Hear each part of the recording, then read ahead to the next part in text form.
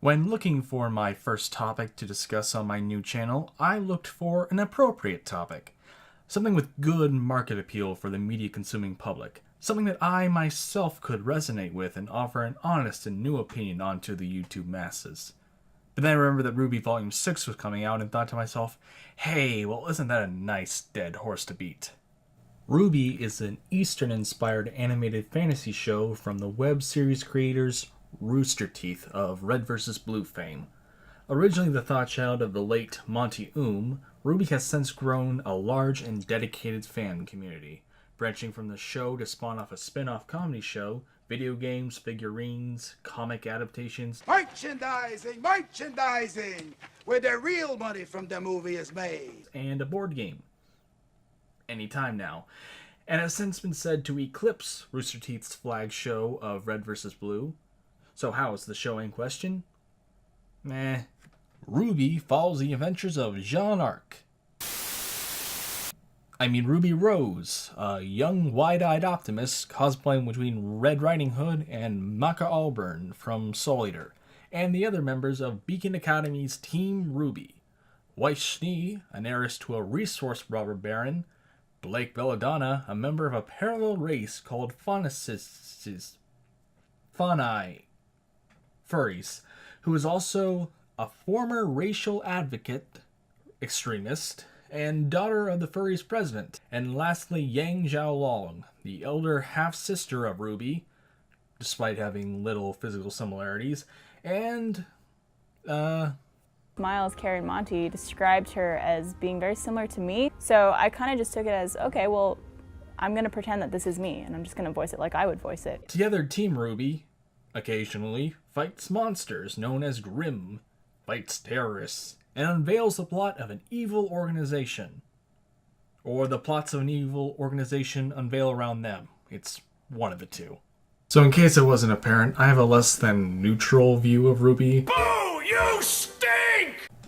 Now, if I were to comb through each volume and every episode and mention everything that the show did well, or all the ways that it is lacking, or its myriad of problems, then it might be a 6-hour video. So for now, I'm going to give a cliff notes of each volume and give my impressions of each. In later videos, I might go over individual issues with the series in more depth, and I do plan on starting a reaction to Volume 6. So look forward to that if you care. Volume 1 acts as a sort of pilot for the series as a whole. It has episodes dedicated to all the main characters, RWBY, Weiss, Blake, and John. Also introduces the main issues: dust economics, animal rights, blatant racism. Why do you keep saying that? Huh? Stop calling him a rapscallion. Stop calling him a degenerate. He's a person. Oh, I'm sorry. Would you like me to stop referring to the trash can as a trash can? And all the cliffs that people hang from on every episode.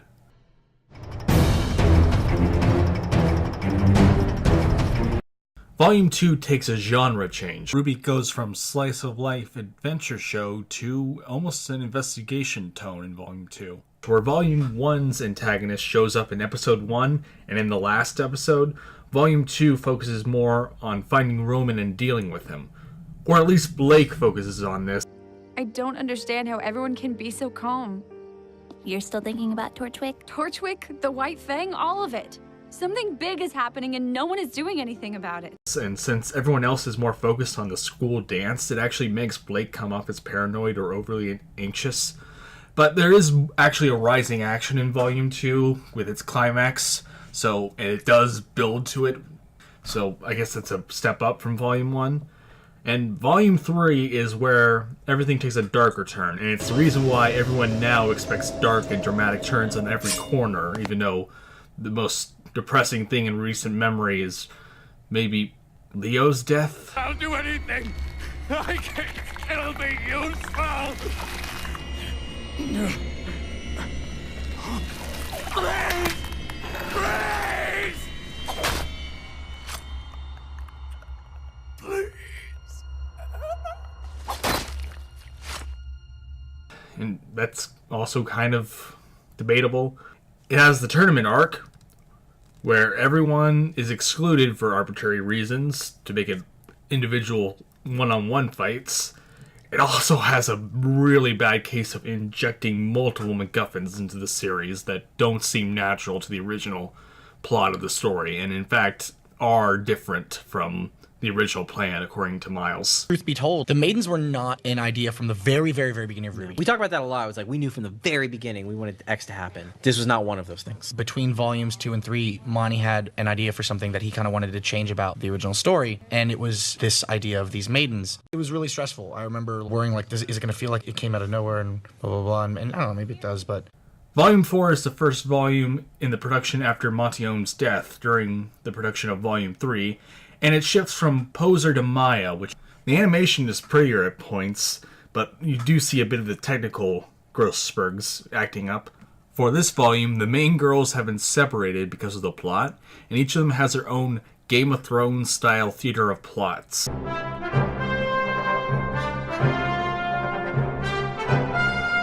Yang recovers from the events of Volume 3, Blake returns to her family, Weiss tries to escape her family, and Jean is heading across the continent, on foot, for a reason. And when the show decides to sit you down and tell you what it's about... These maidens, they're powerful fighters that don't need dust to use magic. Yeah. And there are 4 of them? Yep. Always. Which means that whenever one of them dies, the power transfers to someone, a female, that they care about? Whoever was in their thoughts last. Important distinction. And then adds another MacGuffin set for a good measure. Also gander onto this lovely jockey. This is the last time Grimm will be threatening to anyone up to present time.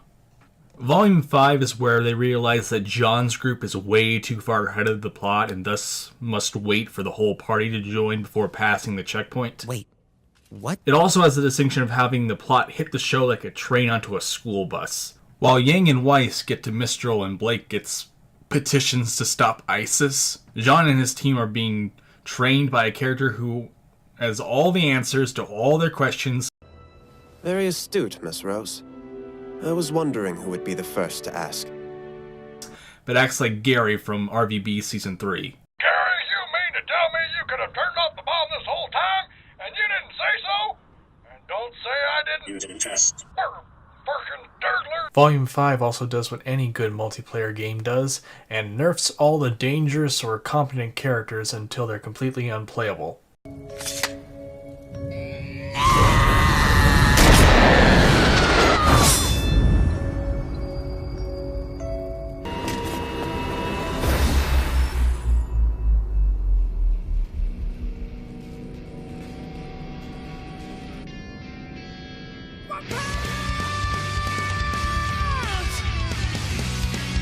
Volume 5 has since been marked as one of the lowest points in the series by the fandom, which makes Volume 6 an even more important task for Rooster Teeth.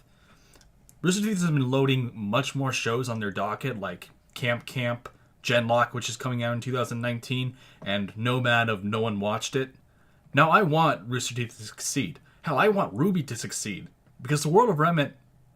No, not that one. The place of Remnant is rich in potential and possibility.